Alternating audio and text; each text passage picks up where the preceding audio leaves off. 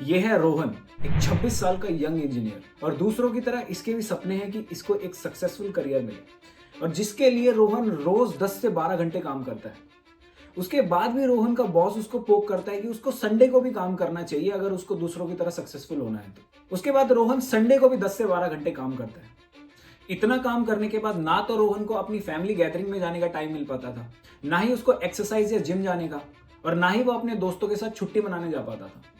और इसका कोई रिग्रेट भी नहीं था रोहन को। उसको लग रहा था कि वो इतनी मेहनत कर रहा है जिसकी वजह से उसको सक्सेस तो मिल ही जाएगी। लेकिन एक दिन काम करते करते रोहन अपने डेस्क पे ही बेहोश हो जाता है और डॉक्टर्स उसको बताते हैं कि बहुत ज्यादा एक्सेस काम करने की वजह से उसको मल्टीपल हार्ट डिजीज हो गई है। आपको सुनने के बाद लग रहा होगा कि ये क्या बकवास स्टोरी है, लेकिन ये रियलिटी है इंडिया में लाखों यंगस्टर्स की जो इंडिया में काम करते हैं। रिसेंटली एल&टी के चेयरमैन एस.एन. सुब्रमण्यम की एक स्टेटमेंट के बाद फिर से इंडिया में वर्क लाइफ बैलेंस के ऊपर डिबेट छिड़ गई है। आज हम उसी के बारे में इस वीडियो में बात करेंगे। I feel like I'm losing my mind. Is everybody in the world blind? Please Lord. Start करने से पहले आइए देखते हैं कि एल&टी के चेयरमैन एस.एन. सुब्रमण्यम ने अपने इस इंटरव्यू में क्या बोला था। I regret I'm not able to make you work on Sundays, to be honest. If I can make you work on Sundays, I'll be more happier, because I work on Sundays also. What do you do sitting at home? How long can you stare at your wives? How long can the wife stare at your husband? Come on, get to the office and start working. चलिए इसके बाद थोड़ा maths कर लेते हैं और देखते हैं कि अगर इनके कहने पे काम किया जाए तो हमारे दिन का स्ट्रक्चर कैसा दिखेगा। Don't get into those maths. तो सबके पास दिन में 24 घंटे होते हैं और इन्होंने बोला है कि हमको कम से कम वीक में 90 घंटे काम करना चाहिए इंक्लूडिंग संडे। तो इसके हिसाब से देखा जाए तो हर एक इंसान को लगभग 13 घंटे काम करना पड़ेगा दिन में। वैसे तो WHO रिकमेंड करता है कि हर एक हेल्दी इंडिविजुअल को कम से कम 7 से 8 घंटे सोना चाहिए, लेकिन हम एस.एन. सुब्रमण्यम जैसे मेहनती लोग हैं तो हम सिर्फ 6 घंटे में ही अपना गुजारा चला लेंगे और सिर्फ 6 घंटे सोने के बाद हमारे पास बचेंगे 5 घंटे। अब इसके बाद ये बोलेंगे कि आपको काम भी ऑफिस आकर करना है, तो बचे हुए 5 घंटे में हमको नहाना भी है, अपनी पर्सनल हाइजीन भी मेंटेन करनी है, ऑफिस के लिए ट्रैवल भी करना है और वहां जाकर काम भी करना है। तुमको जिंदा मत छोड़ो सालो।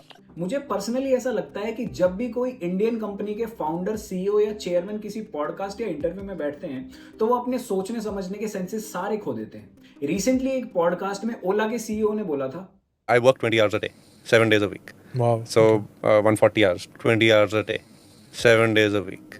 Wow. So 140 hours.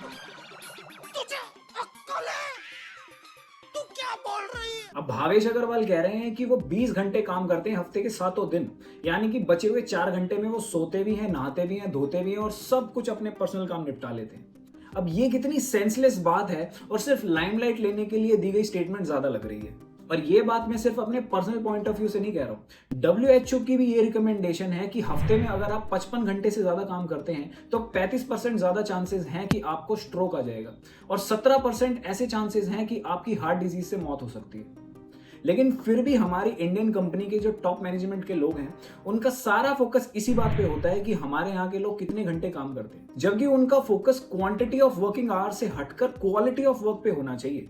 और इसके कितने सारे एग्जांपल्स हैं। ऐसी कितनी सारी कंट्रीज हैं जिनके क्वांटिटी ऑफ वर्किंग आवर्स हमसे कम होने के बाद भी उनका आउटपुट हमसे कई ज्यादा है।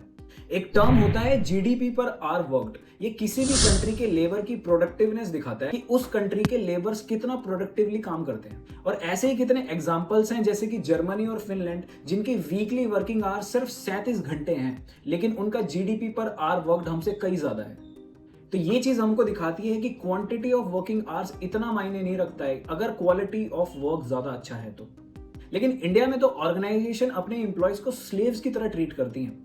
जैसे कि वर्क प्लेस पे आने से पहले ही कई कंपनीज अपने एम्प्लॉयज का फोन तक जमा करा लेती हैं। और ये तो कुछ भी नहीं है, उनके वॉशरूम ब्रेक्स को भी ट्रैक किया जाता है कि वो कितनी देर वॉशरूम जा रहे हैं और कितना टाइम उस पर स्पेंड कर रहे हैं। एक चीज हमको समझनी चाहिए कि किसी भी कंट्री की जीडीपी से भी एक चीज ज्यादा इंपॉर्टेंट होती है, वो है एक हैप्पीनेस इंडेक्स, जिसमें हमारी कंट्री वैसे ही बहुत पीछे है। तो अगर आप कोई ऐसी कंपनी में काम करते हैं इंडिया में जहां पर आपको वर्क प्रेशर देने से ज्यादा आपके वर्क लाइफ बैलेंस पे ज्यादा ध्यान दिया जाता हो तो आप अपने आप को बहुत लकी कंसीडर करें। अगर आपको मेरी ये वीडियो अच्छी लगी हो तो प्लीज सब्सक्राइब करें मेरा चैनल। Thank you. करो ना भाई, क्यों नहीं कर रहे?